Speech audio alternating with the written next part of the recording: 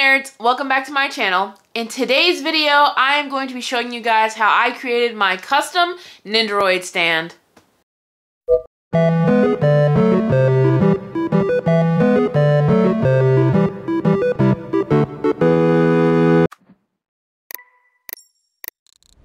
So although I'm calling it my custom Nendoroid stand, really it's just my figures and collectibles, toys, whatever you want to call it, sort of stand.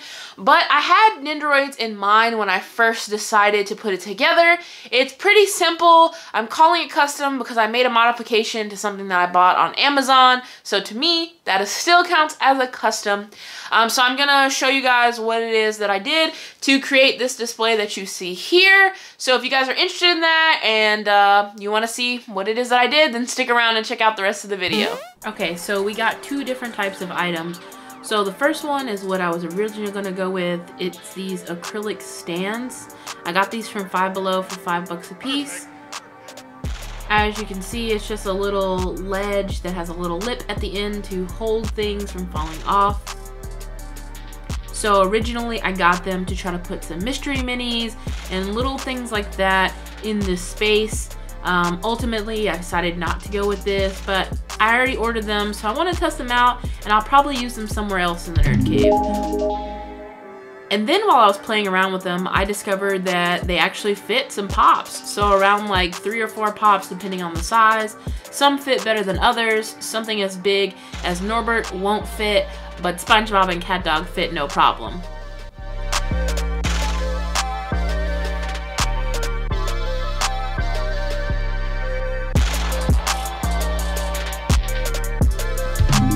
Now on to what we will really be using to create this Nendoroid display. So I went on Amazon and I found these cases that met the measurements that I wanted. I didn't want something too thick to take up too much space. They come with these little acrylic shelves that go inside of this case here. So it has these little screws for mounting on the back so that you can hang it up on the wall with these holes right here. So it has 4 removable shelves. You can take some out for different heights, or you can leave them all in depending on how big of items you're trying to display in this case. So if you have all of them in, there's 5 layers. Now for the Nendoroid, I noticed that they would not fit between each layer. I knew that when I bought them, but my idea was to take one of these shelves out and then the Nendoroids would fit. It would just take up the space of 2 of the shelves. So we still have a lot of room underneath. We can do 2 rows of Nendoroids if we wanted to. But for some of these, I decided I want to put my egg attack figures in there. So I noticed that they're not gonna fit just normally, obviously. So if we take out 2 rows of shelves, then they do fit. Sometimes they're a little wide with accessories like her backpack, but you just have to tilt it to the side a little bit to get it to fit and the door to close snugly.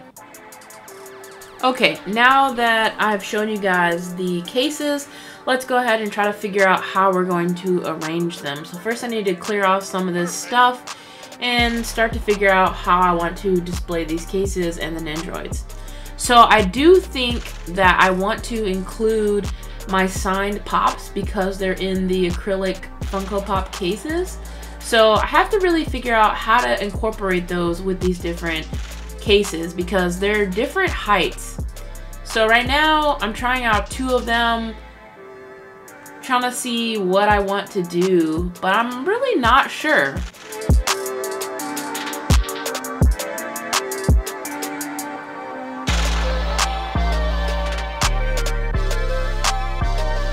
So I think we're gonna need to go with a 3rd one to see if that will work, because I'm not really feeling this as much as I thought I would be.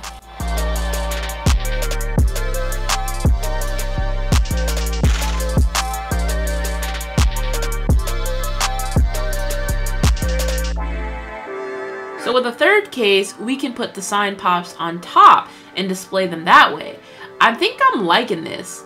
So right now, I called my best friend, JQ Collects, and I'm explaining what it is I'm looking at and what I'm thinking about doing. So I decided to go with 4 cases, and that way I can kind of arrange the signed pops, put some other things up around them and really figure it out. So now I need to measure and see how long the length is, because I need to create a lip at the bottom so the doors can swing open without interfering with my cutting mat.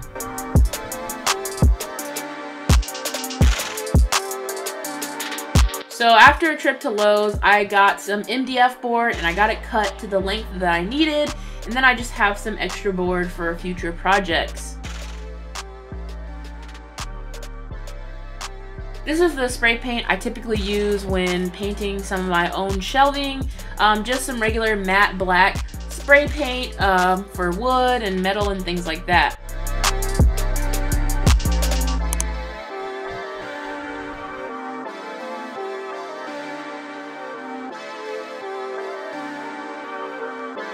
So after painting the shelf, this is what it looks like, a nice clean black coating, except for the bottom obviously. So now I need to rearrange this so I can glue the cases onto this bottom lip so that they're nice and secure, and I can push it up against the wall and have a nice backing still for some of my toy photography backdrops. So I used some super glue, some Gorilla super glue, to glue the acrylic cases to the wood. So after applying a thin layer around the outer edges, I just pressed down onto the wood board and it stayed really well. So of course you can't do too much bumping and moving, but for the purpose of holding still as the backdrop of my toy photography station, it definitely works out well.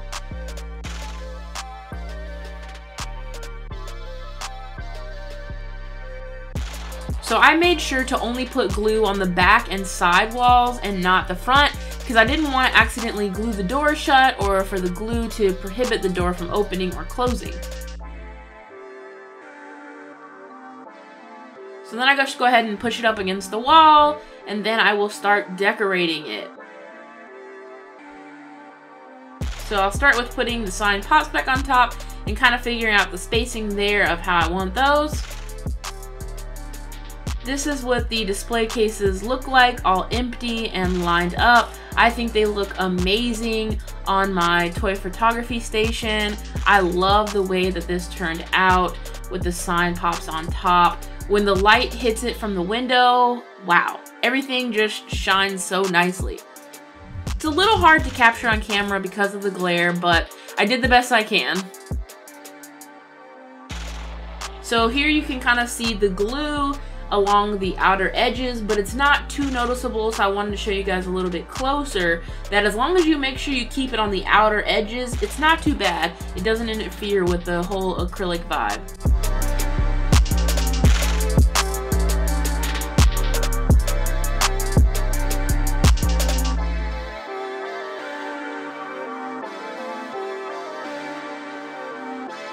So now that we got those all put together, let's go ahead and start filling these shelves. So this is not the final way that the shelves will be, just based on the figures that I have currently. This is how I kind of decided to set it up. So as I get and open more figures, different Nendoroids, different other little props, I'll swap around what's in the display case. I just wanted to really fill it up so that it looks good and doesn't have too many empty holes. So I took some of my little Disney mystery minis and filled in spaces. I took some of my 5-star figures, put those up there, and then even some of the toy props that I use, like my sneakers, backpacks, other little props that I've built myself to really fill in that space. And then eventually I'll have to move them out to replace them with figures.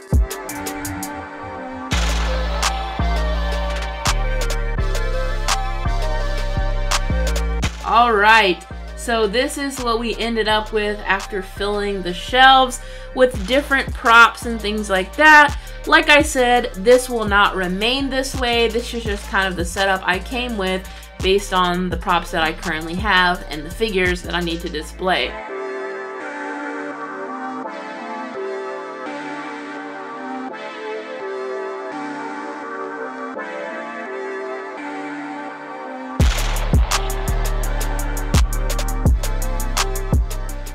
But that's gonna do it for me in this video, guys. If you like this video, feel free to hit that thumbs up button down below. And while you're down there, let me know in the comment section, what did you think of this display setup that I decided to go with? I am really feeling it. My only problem is that it makes this whole wall look a little more cluttered, but it's okay. I decided to collect lots of things and they need somewhere to go. And I'm really liking the functionality of this display setup. If you're new to my channel, make sure you hit that subscribe button so you can stay in the know of all the nerdy, and hit that bell notification. And be sure to share this video and my channel with anybody that you think may enjoy. And don't forget, I have a P.O. box if you want to send me any letters, pictures, or fun little gifts. But as always, guys, remember, keep it nerdy.